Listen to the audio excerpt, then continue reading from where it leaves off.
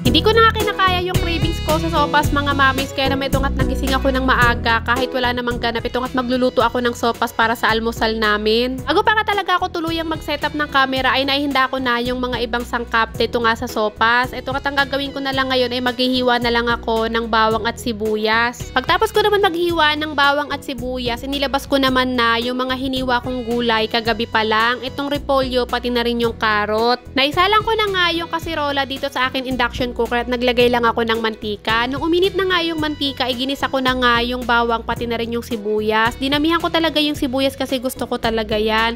At pagkatapos nung medyo naluto na nga yung bawang at sibuyas, sinunod ko naman na yung pinakuluan kong chicken breast. At pagkatapos nga sinunod ko na rin yung carrot na hiniwa-hiwa ko kagabi. Square pala yung hiwa ko sa carrot at pagkatapos hinalo ko lang ng konti. And sinunod ko naman ng ilagay dito yung pinagpakuluan ko ng chicken breast. Habang pinapakuluan ko pala kanina yung chicken breast ay nagsabay na rin ako, naglaga ako ng 3 itlog at pagkatapos yung pinagpakuluan ko na yan, inilagyan ko yan ng asin at paminta. Inilagay ko na din pala yung pasta na pang sopas at pagkatapos hinalo-halo ko lang at pinakuluan ko lang siya. Nung kumukulo na nga mga mamis ay nagdagdag pa ako ng tubig, pero inilagay kong tubig ay pinainitan ko na para nga hindi na ako mahirapan o hindi na ako magantay ng matagal. Hinalo-halo ko nga lang ulit at pagkatapos naglagay naman na ako ng ebap na gatas. Pinakuluan ko lang ulit ng husto at pagkatapos hinalo-halo ko lang, tsaka ako naman inilagay itong mga repolyo. Dinamihan ko na din yung repolyo mga mamis kasi nga ang pinakahabol naman namin dito ay yung gulay, pati na rin yung pinakasabaw. Sakto nga din pala mga mamis na nagluto ako nito kasi sakto masama yung pakiramdam ni daddy nung mga araw na to. Pagkalagay ko nga ng repolyo ay hinalo-halo ko lang at pinakuluan ko lang ng konti. Pagkatapos binuksan ko siya ulit and tignan nyo medyo malabnaw pa yung sabaw. Para nga lumapot yan mga mamis ay naglalagay talaga ako dito ng cream of mushroom.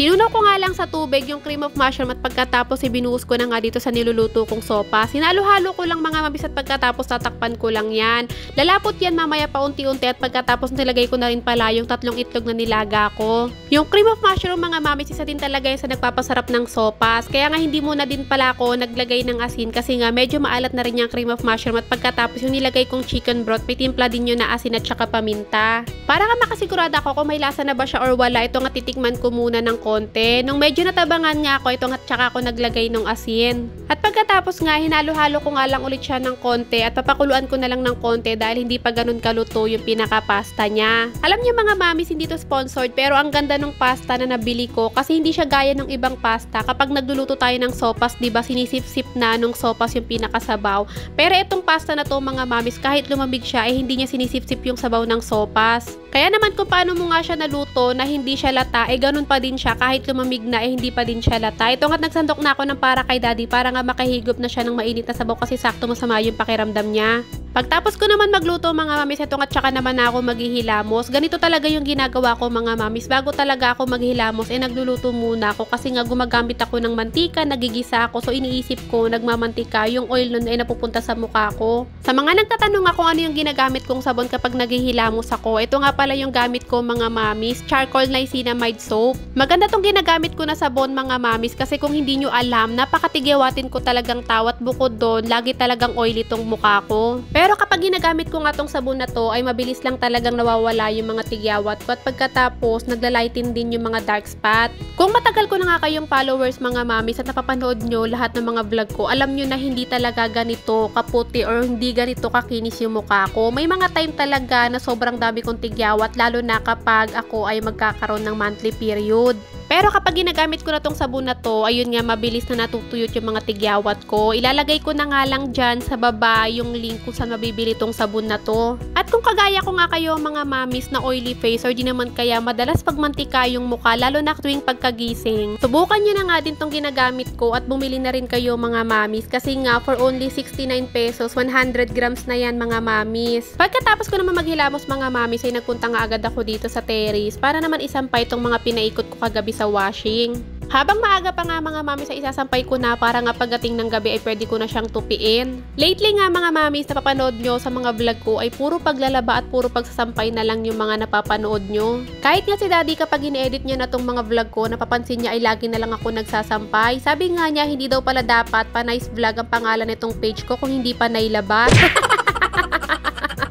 Pagtapos ko naman magsampay mga mamis ay pumasok nga agad ako dito sa loob dahil excited na ako mag-unbox itong mga pinag-order ko online. Ito nga palang unang binuksan ko mga mamis ay tsinelas or sandals ko dahil simula talaga nung nakalabas ako ng ospital at natuto ulit ako maglakad ay hindi na talaga napalitan yung unang tsinelas na binili ko. Yun nga lang mga mamis, feeling ko goma tong nabili ko at feeling ko ay hindi kakayanin ng mga paa ko pero tinry ko pa din. Yung unang tsinelas ko kasi na ganito mga mamis ay hindi siya goma, parang tela siya. Pero ganito din yung itsura nun mga mamis. Alam ko naman na napapansin nyo yun kapag lumalabas ako at sinusuot ko yung sandals na yun or tsinelas na yun. Kaya din kasi matagal bago ako nakabili nito kasi nga dun lang talaga na komportable yung paa ko na kapag suot ko yun ay hindi ako nakakaramdam ng kahit anong sakit. Pero kailangan ko na kasing bumili ng panibago dahil nga nawawala na yung dikit nun. Ganito na lang pala yung kayang suotin ng mga paa ko mga mamis. Parang merong lock na tsinelas or sandals.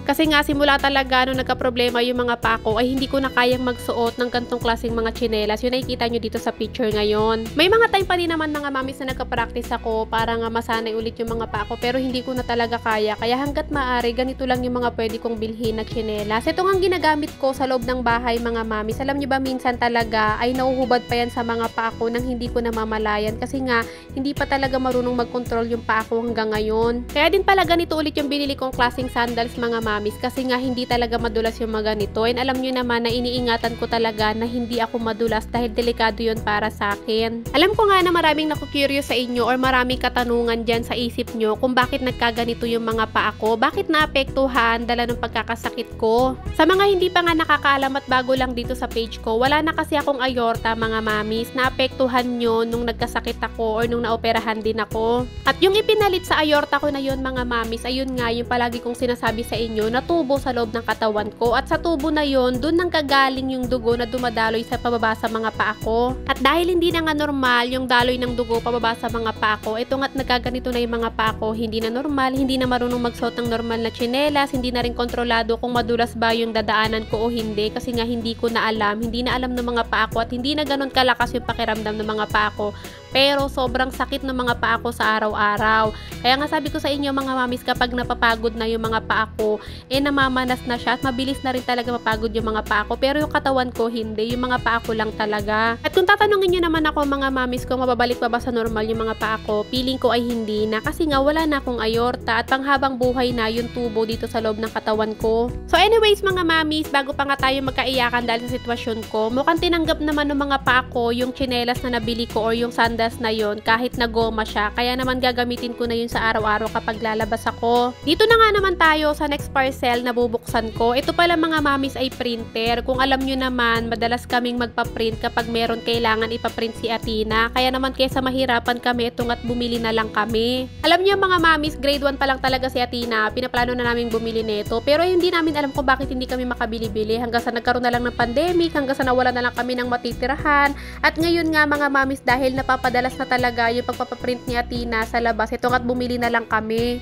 Medyo may mga kamahalan din kasi talaga kapag nagpapaprint kami dito banda sa amin, lalo na nga pag kailangan ng 2x2 picture ni Athena pati na rin si Daddy. May mga time pa naman mga mamis na kung kailan alas 10 na ng gabi, doon naalala ni Athena na kailangan niya magpaprint para nga kinabukasan na idadalhin niya sa school. Sana naman kami magpapaprint ng ganun oras, kaya may mga time na papagalitan ko si Athena.